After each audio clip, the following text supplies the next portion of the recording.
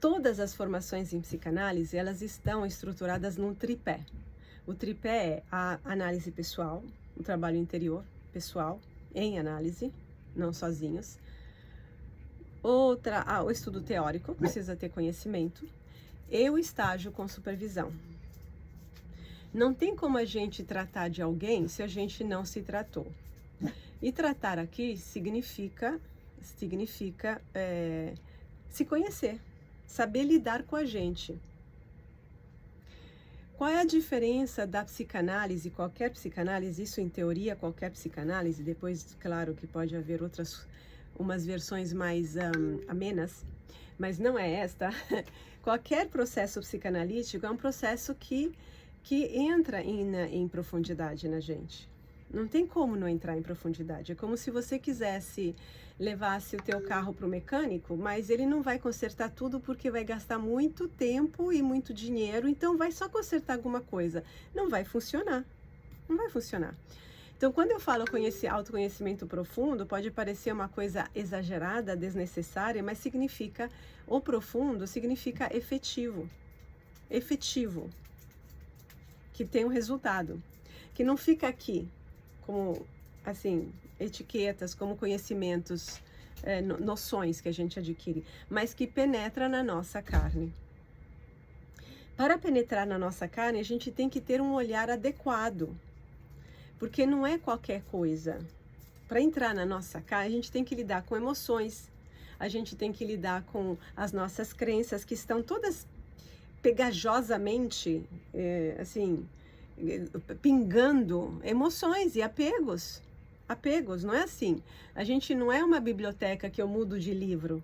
Eu estava dando aula ontem no Médio 1 e lá tinha um sonho que eu sempre uso, que eu tinha esquecido que eu tinha visto lá, mas o sonho é de uma mulher que se deu conta que ela estava vestindo um papel na vida, que no caso era um papel tradicional de mulher, e ela resolve então sair desse papel. E aí sonha que ela tem uma roupa. E ela quer tirar a roupa. Só que a roupa virou uma segunda pele, está grudada na pele. Então, tirando, sangra. Sangra. Porque a gente não tem como tirar simplesmente a nossa forma de ver as coisas, de agir, de pensar isso ou aquilo. Está enredada com a nossa pele. Ou seja, com a nossa identidade. É assim que funciona. Não é opinião pessoal. Por isso que tem que fazer um trabalho profundo, porque temos que desatar. Não tem como arrancar. Se eu arrancar, eu fico sem pele e eu morro. Ou seja, eu perco a minha identidade. Eu perco a minha identidade. O papel que eu uso na vida, que seja de bobo, de inteligente, de coitada, de boazinha, sei lá o quê, é uma persona, é uma forma que eu adquiri, que não me diz tudo, não diz tudo de mim, diz só um pedacinho de mim. E por isso não tem como me fazer feliz, porque esse pedacinho pode ser útil por quantos anos? Por um tempo. E depois ele vai vencer. Vai vencer, como qualquer produto. Nós seres humanos temos uma característica que não temos como erradicar de nós, que é que a gente quer sempre mais. A gente precisa constantemente evoluir. Mas essa evolução não é só de conhecimento cognitivo. É de experiência de vida, de sermos mais. Não é saber só, é um ser mais. Para eu ser mais, e eu tô dentro de um vestido pequenininho, eu tenho que conseguir me retirar esse vestido para poder expandir o corpo que ficou comprimido lá e aí encontrar o meu novo vestido. E quem sabe, aprender a ter uma pele sem vestido, de modo que eu possa ser nua e usar roupagens diferentes. Esse é o nosso objetivo. Entretanto, todos vocês foram criados dentro de uma estrutura familiar, cultural, social, que é a dos nossos tempos e de muitos séculos ainda, que atrás de nós, que já formatou. O papel não é o papel só de dona de casa. Isso aqui é uma consequência de um papel feminino, é uma consequência. É um modo de existir.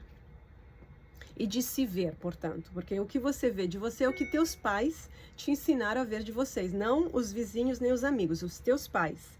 E os teus pais são nada mais que representantes de um pequeno pedaço do mundo que eles estão, no qual eles estavam inseridos. Eles não representam o mundo, e o que eles projetam em você não é simplesmente pessoal, também tem isso, mas não é só isso não, a base é uma outra. Então nós somos embebidos de um mundo que pegamos através dos nossos pais, com as questões, as problemáticas que eles carregam, que nos prende, mas que ao mesmo tempo é o quinhão a partir do qual nós temos que evoluir.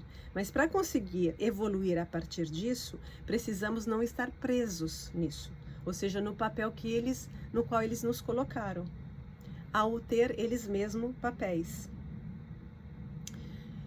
E muitas vezes você tem um vestido, você acha que não é um vestido, é a tua pele. Você acha que você está nu. E não, é um vestido. É um vestido. Por isso que a psicanálise, ela demanda um esforço. Não é obrigatório, mas esse é o esforço de encontrar e dar sentido para a tua vida, não para outra coisa. Não é um esforço de ter uma nota boa. Daí a importância da análise.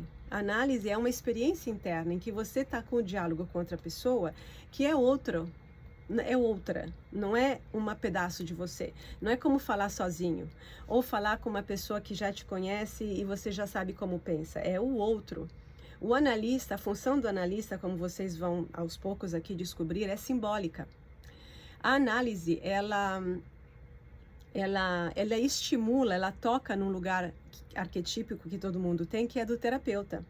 Por isso, às vezes, tem pessoas que não valem nada como terapeutas e que conseguem fazer alguma coisa por breve tempo, porém. Porque a gente ativa, isso é marketing, isso que a gente vê de marketing. Por que as coisas vendem? Porque eles trabalham com os pontos que ativam comportamentos, independentemente do que você está lendo ou do qual é o conteúdo do produto. Ativa. Não quer dizer que depois o terapeuta saiba, né, lidar e fazer alguma coisa com aquilo, mas alguma coisa lá acontece.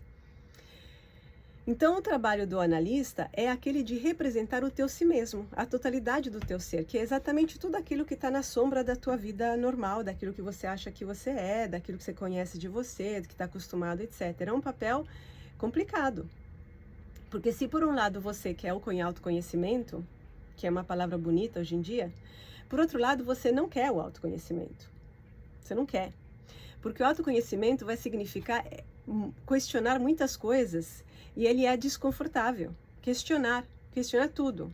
Se você quer um autoconhecimento real, significa pensamento livre. Quando você pensa livremente, você não tem limites para o pensamento. Não tem como eu vou questionar isso, mas eu não vou questionar aquilo. Não tem como fazer.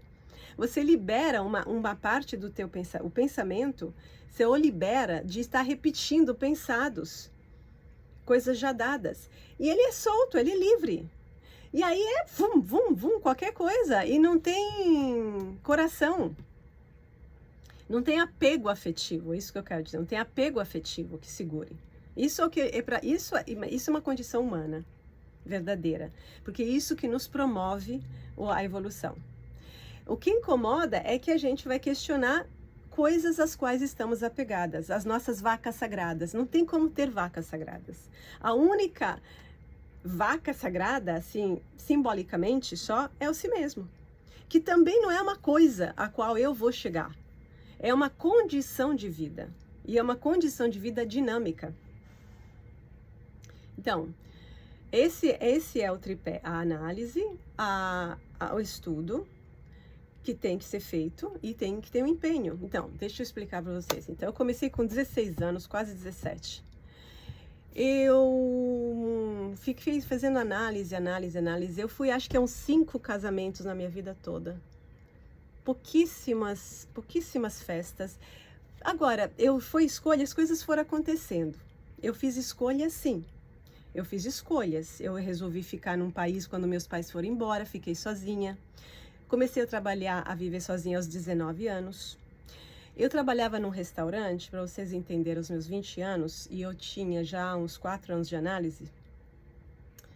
Eu ganhava 600 340 dividido por 2 era o meu aluguel, porque eu tinha uma pessoa que, uma garota que morava comigo. Gastava 250 para pagar minha análise.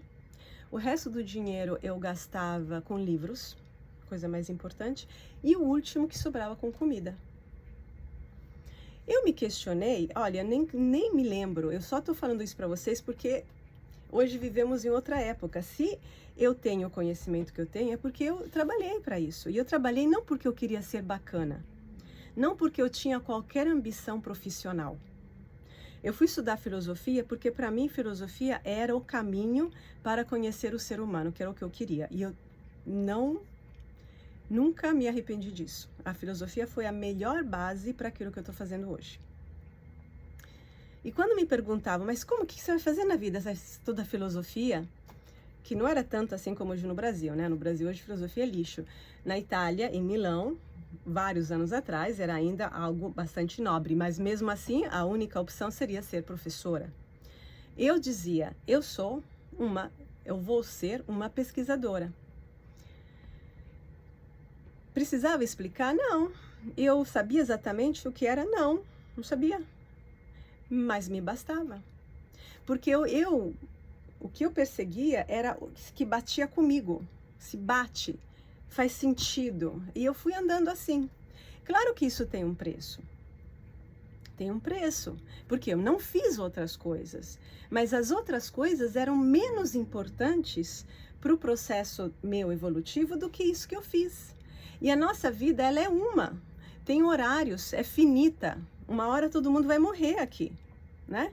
A gente tem que dormir, a gente tem que comer, a gente não tem 40 horas por dia. Aí como é que você vai passar o teu tempo? Você tem que saber isso, porque você paga a conta no final. É a tua vida, e isso eu sempre soube. É a tua vida. No último dia da tua vida, você tem que estar satisfeito com aquilo que você ousou fazer. E não, como disse alguém, ficar corado de vergonha por tudo aquilo que você não ousou fazer. E a vida é agora. E se você não agarra isso, você perde. E não tem não tem ninguém a quem culpar, é só você. Então eu vivi sozinha, eu só trabalhava e fazia assim, entendeu? Aí trabalhava como garçom e não tinha a menor ideia do que eu ia ser. E eu fiquei puta da vida também, de ficar trabalhando assim, não sabia, mas eu tinha que ir pra frente, o que eu vou fazer? E eu fui pra frente, e fui pra frente, fui pra frente, fui pra frente. E é assim que é.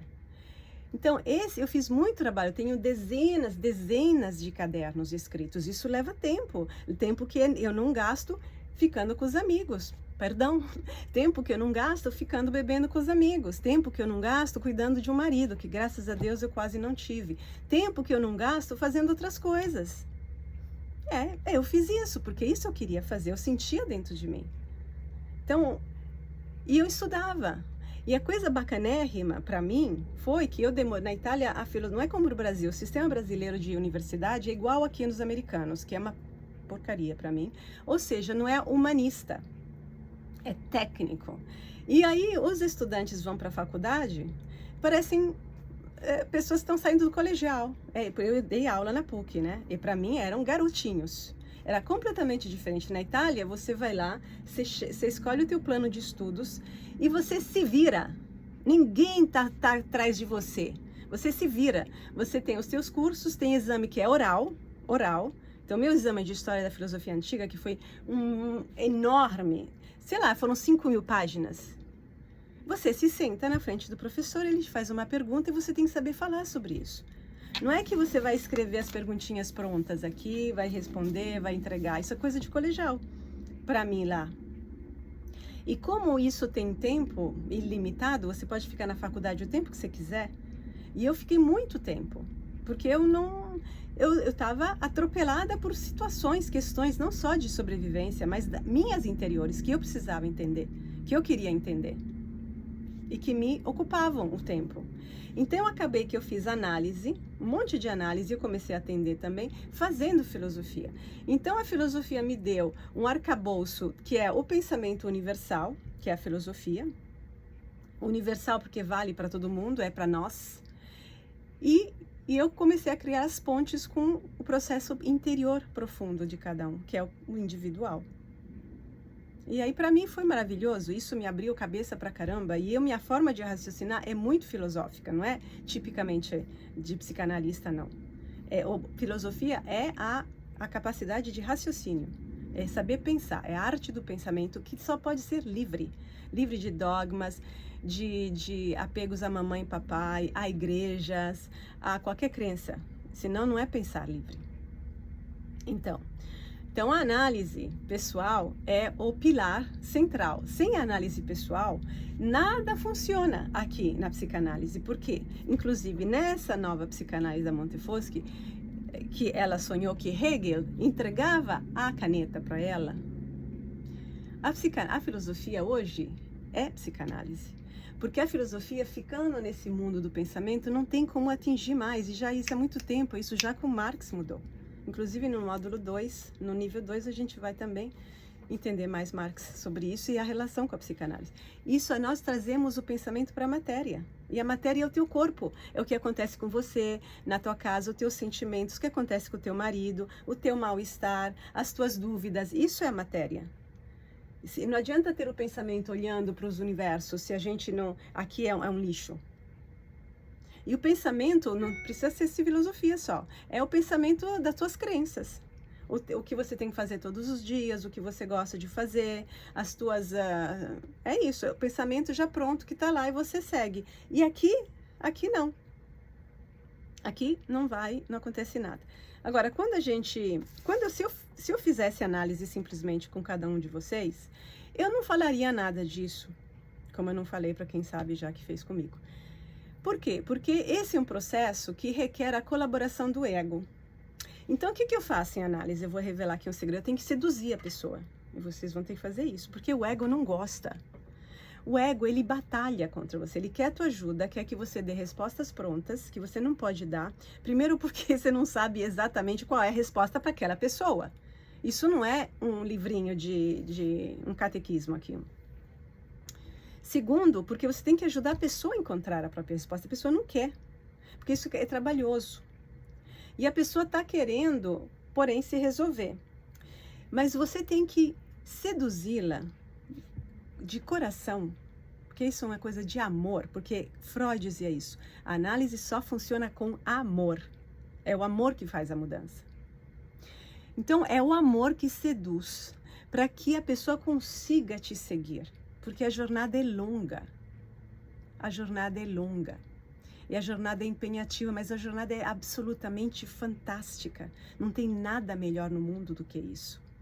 Mas não estamos acostumados a ficar na frente da televisão, fazer coisas repetitivas que não requerem esforço, porque estão já dadas. Então, eu não falo nada, porque eu fico vendo para onde que a pessoa vai. E eu não faço motivacional, eu não faço coaching, porque não vai funcionar. Eu quero um resultado efetivo. O meu dilema com a formação é que 2 anos de formação não são nada. São o mínimo do mínimo. Então eu tenho, por um lado, que ver para onde que vocês estão indo, o que está acontecendo, espontaneamente. E ao mesmo tempo eu tenho que forçar um pouco a barra. Porque vocês têm que funcionar para poder, o ano que vem, fazer uma supervisão em um estágio. Mesmo que vocês não queiram ser psicanalistas de profissão, desenvolver uma carreira nisso, vocês vão ter que se tornar psicanalistas, não só para passar o curso, mas porque ser psicanalista hoje é um modo de existir. Vocês vão ser...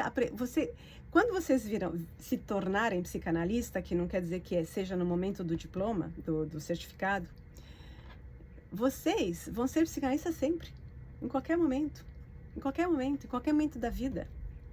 É como uma reconfiguração do sistema de cada um. É um modo de estar, de lidar consigo e necessariamente com todo mundo, com todas as coisas e com todas as pessoas. Então, daí a importância que vocês compreendam esse tripé e compreendam o que está em jogo, que é muito grande.